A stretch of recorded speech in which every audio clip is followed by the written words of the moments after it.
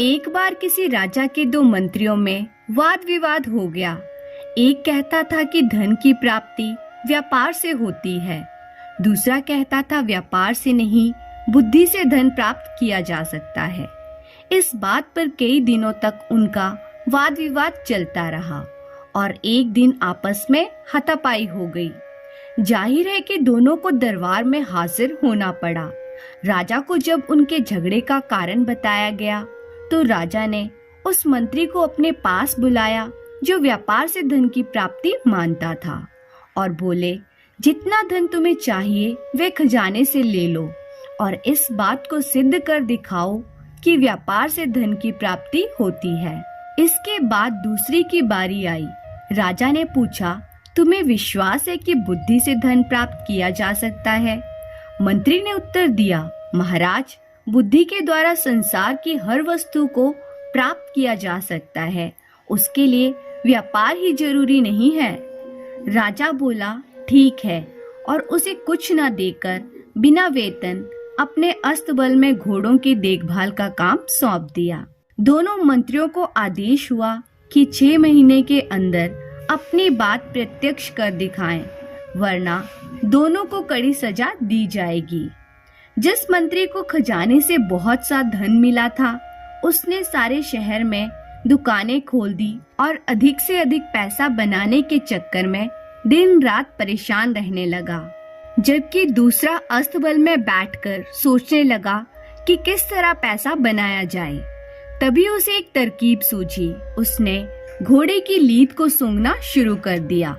राजा के अस्तबल में 700 घोड़े थे और हर घोड़े पर एक सवार नियुक्त किया गया था। मंत्री को घोड़े की लीद सूंघते देख अस्तबल के कर्मचारियों में खलबली मच गई। वे मन ही मन डर गए, ना जाने मंत्री क्यों घोड़े की लीद सूंघ रहे हैं। एक दिन अस्तबल के मुखिया ने पूछा, महाराज, आप घोड़े की लीद क्यों सूंघते हैं? मंत्री गंभीर हो गया और बोला, इस बात का पता लगाना चाहता हूँ कि घोड़े कमजोर क्यों होते जा रहे हैं। अब मालूम हुआ कि तुम लोग कितने नमक हराम हो। घोड़ों के हिस्से का दाना खुद खा जाते हो और उन्हें केवल घास ही मिल पाती है। यह बात राजा को बतानी पड़ेगी। यह सुनकर मुखिया की जान संकट में पड़ गई। सोचा, मंत्री ने ये बात राजा को बता दी तो सबको नौकरी से निकाल दिया जाएगा, साथ ही कठोर दंड भी मिलेगा। उसने सभी सवारों से पैसे इकट्ठे किए और एक खासी रकम मंत्री के हाथ देते हुए प्रार्थना की कि वह इस बात की चर्चा महाराज से ना करें। कुछ ही दिनों के अंदर मंत्री ने हजारों रुपए लाकर राजा के सामने रख दिए। मंत्री का यह कमाल देखकर राजा को आश्चर्य हुआ। राजा ने उसे अस्तबल से हटाकर समुद्र की लहरें गिनने में लगा दिया। अब मंत्री जी सुबह से शाम तक समुद्र के किनारे बैठने लगे, जैसे सचमुच लहरों को गिन रहे हो।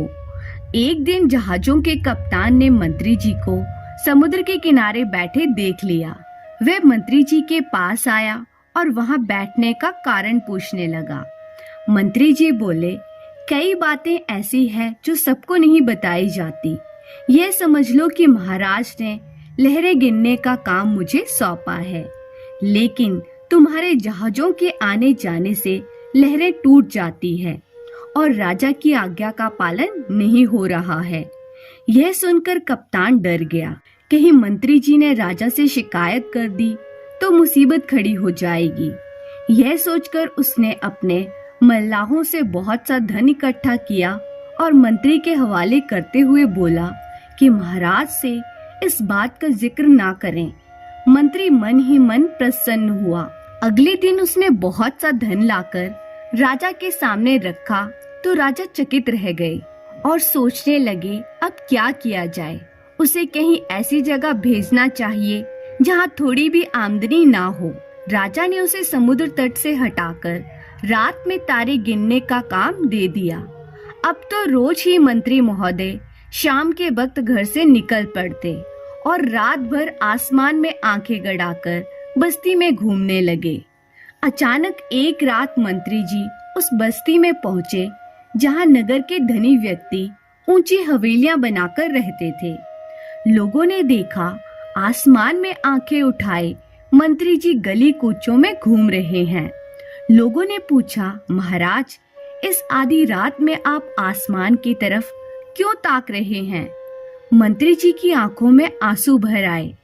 वे बोले, आसमान में उठी हुई इन हवेलियों को देख रहा हूँ। इतना कहकर वे फूट फूट कर रोने लगे। लोगों ने कहा, इसमें रोने की क्या बात है? मंत्री जी ने उत्तर दिया, रोना इसलिए आ रहा है कि इतनी सुंदर हवेलियों को बहुत जल्द गिरा दिया जाएगा। फिर लोगों ने पूछा, ऐसा क्यों किया जाएगा? पूछने पर मंत्री जी ने बताया कि महाराज ने मुझे तारे गिनने का काम दिया है और तुम्हारी इन ऊंची हवेलियों के कारण मुझे इस काम में असुविधा हो रही है, इसलिए इन्हें गिराना पड़ेगा, तभी राजा की आज्ञा का पालन किया जा सकता है। नहीं नहीं, ऐसा नहीं होना चाहिए। बस्ती के लोग मंत्री जी के आगे हाथ जोड़कर बोले, आप महाराज को समझाएं कि ऐसा नहीं करें।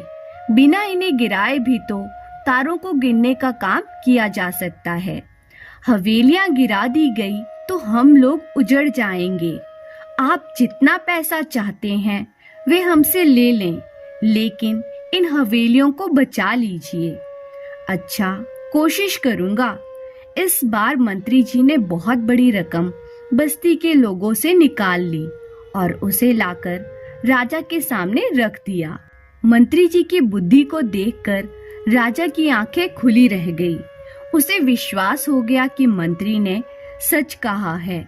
बुद्धि के द्वारा संसार की हर वस्तु को प्राप्त किया जा सकता है। 6 महीने के अंदर मंत्री ने अपनी बात को प्रत्यक्ष कर दिखाया। इससे राजा बहुत प्रसन्न हुआ और उसे अपने दरबार का मुख्यमंत्री बना दिया। धन्यवाद।